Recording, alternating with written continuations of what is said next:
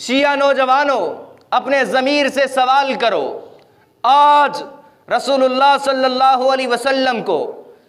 کم و بیش 14 برس گزر چکے ہیں، حالات بدل چکے ہیں، مسلمان پستی کا شکار ہیں، ایمان کی حالت انتہائی کمزور ہوتی جا رہی ہے، صبح و شام مسلمان اللہ اور رسول اللہ کی نافرمانی میں گزارتا ہے،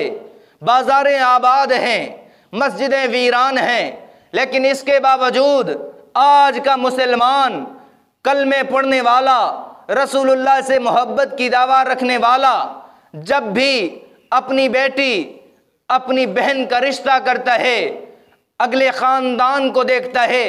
اس کی عزت بعد میں دیکھتا ہے، اس کی شہرت بعد میں دیکھتا ہے، اس کی دولت بعد میں دیکھتا ہے، اس کا خاندان بعد میں دیکھتا ہے، اس کی چال چلن بعد میں دیکھتا ہے، اس کا اخلاق بعد میں دیکھتا ہے، اس کی دولت و شہرت بعد میں دیکھتا ہے، سب سے اول جس چیز پہ نظر رکھتا ہے وہ یہ ہے کہ اگلا مسلمان ہے یا نہیں، محمد الرسول اللہ کی ختم نبوت کو مانتا ہے یا نہیں، قرآن کو سچا مانتا ہے یا نہیں، قرآن پہ ایمان رکھتا ہے یا نہیں۔ جب اسے پتہ چل جاتا ہے اگلا مسلمان ہے، اگلا ایماندار ہے، ختم نبوت کو ماننے والا ہے، اس کے بعد اس کی دولت دیکھی جاتی ہے، اس کی شہرت دیکھی جاتی ہے، اس کا خاندان دیکھا جاتا ہے، اس کا قبیلہ دیکھا جاتا ہے، اس کا اخلاق و رویہ دیکھا جاتا ہے، بعد کے اندر اسے بیٹی دی جاتی ہے، اسے بہن دی جاتی ہے۔ لیکن جب پتہ چل جائے